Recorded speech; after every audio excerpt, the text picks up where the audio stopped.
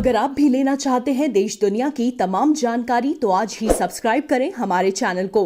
साथ ही नीचे दिए बेल आइकन को जरूर दबाएं ताकि हर अपडेट आप तक पहुंच सके।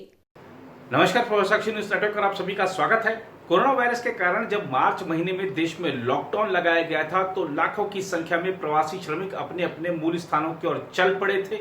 चूंकि परिवहन के कोई साधन उपलब्ध नहीं थे, इसलिए लोग जान हथेली पर रखकर पैदल ही चल दिए और अधिकांश लोग, बहुत से लोग ऐसे थे जो कि दुर्घटना के शिकार हुए। कई दर्दनाक कहानियां देश की जनता के सामने आई। इसे आजादी के बाद का सबसे बड़ा पलायन भी कहा गया। लेकिन आप देखिए कि यदि उस दौरान जो उनके नियोक्ता थे या जिस राज्य से वो पलायन कर रहे थे अपने गृह राज्य की ओर, यदि उन राज्य सरकारों ने उनकी देखरेख की होती, थोड़े दिन उनके भोजन पानी की अगर जो देखरेख की जिम्मेदारी उठा ली होती, तो इन लोगों को पलायन करने पर मजबूर नहीं होना पड़ता, इतने कष्ट नहीं उठाने पड़ते। लेकिन अब देखिए वक्त ने करवट बदली है और अब ये जो प्रवासी मजदूर थे, जो कि अधिकांश अगर हम देखें तो उत्तर प्रदेश और बिहार वापस लोग लौटे हैं, राजस्थान भी लौटे हैं, मध्य प्रदेश भी लौटे हैं, लेकिन सर्वाधिक संख्या अगर हम देखें तो उत्तर प्रदेश और बिहार के प्रवासी श्रमिकों की थी। अब यहां से वापस उन्हीं राज्यों की ओर पलायन शुरू हो चुका है जहां पर वो काम कर रहे थे।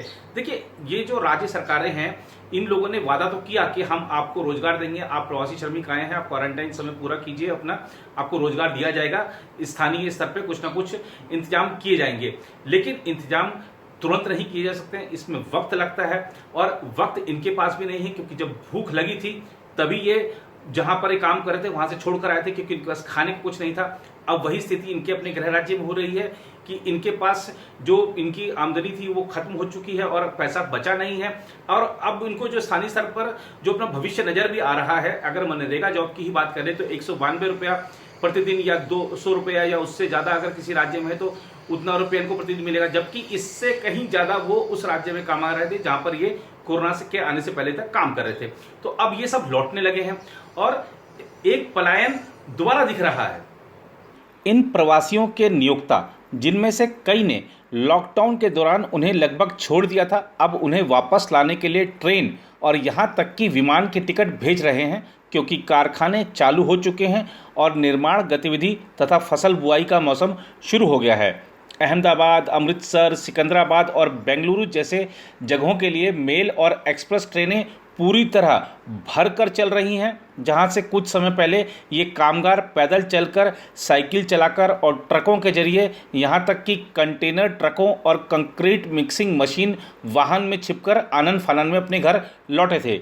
पूर्व मध्य रेलवे मंडल के सूत्रों के अनुसार हाल के दिनों में विभिन्न ट्रेनों जैसे मुजफ्फरपुर अहमदाबाद स्पेशल में औसतन 133%, दानापुर सिकंदराबाद विशेष ट्रेन में 126%, जयनगर अमृतसर विशेष ट्रेन में 123%, दानापुर बेंगलुरु विशेष ट्रेन में 120%, पटना अहमदाबाद विशेष ट्रेन में 117%, सहरसा नई दिल्ली विशेष ट्रेन में 113% ट्रेन में और दानापुर पुणे विशेष ट्रेन में औसतन 102% यात्री सफ़र कर रहे हैं।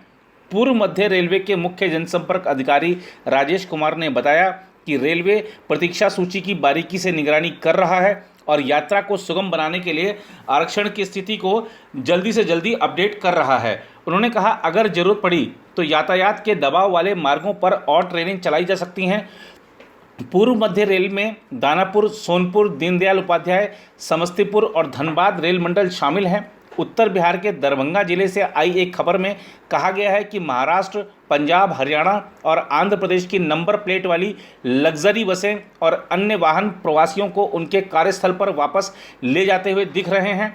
विनिर्माण, औद्योगिक सामग्री और रियल एस्टेट क्षेत्र की कई कंपनियों ने अपने कुशल और अर्धकुशल कर्मचारियों को वापस लाने के लिए हवाई यात्रा की भी व्यवस्था की है। लॉकडाउन शुरू होने से पहले पंजाब में खेतों में काम करने वाले आनंदपुर गांव के कुशो मंडल ने कहा, मेरे पास जो भी पैसा था सब खर्च हो गया। मुझे नहीं पता कि मुझे मनरेगा परियोजनाओं में काम करने के लिए जॉब कार्ड कब मिलेगा। हम कोरोना वायरस से खुद को बचाने के चक्कर में यहाँ रहकर भूख से ही मर जाएंगे।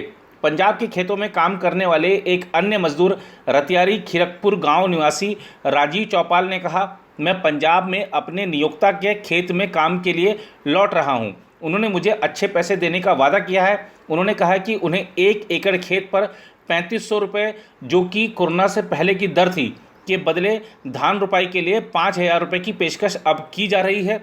उनके परिवारों को भी 15 से 20,000 रुपये एडवांस में दिए जा रहे हैं। मंडल और चौपाल जैसे लोग प्रधानमंत्री नरेंद्र मोदी द्वारा ग्रामीण आजीविका को प्रोत्साहन देने के लिए 50,000 करोड़ रुपए के गरीब कल्याण रोजगार अभियान के शुभारंभ के बावजूद अपने पुराने कार्यस्थलों के लिए लौट रहे हैं। मिशन के रूप में शुरू किया गया यह अभियान बिहार, उत्तर प्रदेश, मध्य प्रदेश, राजस्थान, उड़ीसा और झारखंड के 25,000 से अधिक प्रवासी श्रमिकों वाले 116 जिलों में लागू किया जाएगा। बिहार के मुख्यमंत्री नीतीश कुमार ने कहा था कि राज्य के 20 लाख से अधिक मूल निवासी लॉकडाउन के दौरान वापस आ गए हैं और यह अभियान प्रवासियों के लिए रोजगार पैदा करने के उनकी सरकार के प्रयासों का पूरक होगा। उन्होंने प्रवासियों को उनके गांवों में काम देने का वादा किया था ताकि वे आजीविका के लिए दूसरे राज्यों में वापस जाने के लिए मजबूर न हों। हालांकि यह वादा बिहार के प्रवासी मजदूरों के बीच विश्वास बहाल करने में विफल रहा, जो वर्षों से दिल्ली, महाराष्ट्र, कोलकाता, आंध्र प्रदेश, तेलंगाना, पंजाब और हरियाणा के कारखानों और खेतों में काम कर रहे थे। रतियारी गांव के पृथ्वी मुखिया ने कहा, पंजाब से लौटे हुए अभी 1.5 महीना हो गया है। मुझे काम पाने के लिए अभी तक जॉब कार्ड नहीं मिला है। अगर मुझे यह मिल भी जाता है तो भी मुझे मजदूरी के रूप में एक दिन में 192 रुपये मिलेंगे। मुझे पंजाब के खेतों में काम कर इससे बहुत ज़्यादा पैसा मिलेगा। अरवल जिले के चुल्हान बीघा गांव के विशाल कुमार, जो कि अपने घर वापस आने से पहले मुंबई में एक दुकान पर काम करते थे, उन्होंने कहा, अब तक उपयुक्त नौकरी पाने में सफल नहीं हो पाया हूं। मैं कुछ और समय तक प्रतीक्षा करूंगा। अगर मुझे काम नहीं मिल पाता है तो मैं लौट जाऊंगा। मेरा नियोक्ता मुझे प्रति माह 16,000 रुपये का वेतन दे रहा था। उसने मुझे कहा था कि मैं कभी भी आ सकता हूं और ड्यूटी फिर से शुरू कर सकता हूं। अधिक गरीबी और कम कीमत पर मजदूरों की उपलब्धता के कारण बिहार हमेशा से बाहर के उद्यमियों के लिए एक पसंदीदा भूमि रही है, जो इन श्रमिकों को अपने कारखानों और खेतों में वापस लाने के लिए तरह तरह के प्रलोभन का सहारा ले रहे हैं। मीडिया रिपोर्ट्स के मुताबिक बेंगलुरु की एक रियल एस्टेट कंपनी बढ़ई का काम करने वाले एक समूह को चार्टर्ड फ्लाइट से पटना से हैदराबाद ले गई है।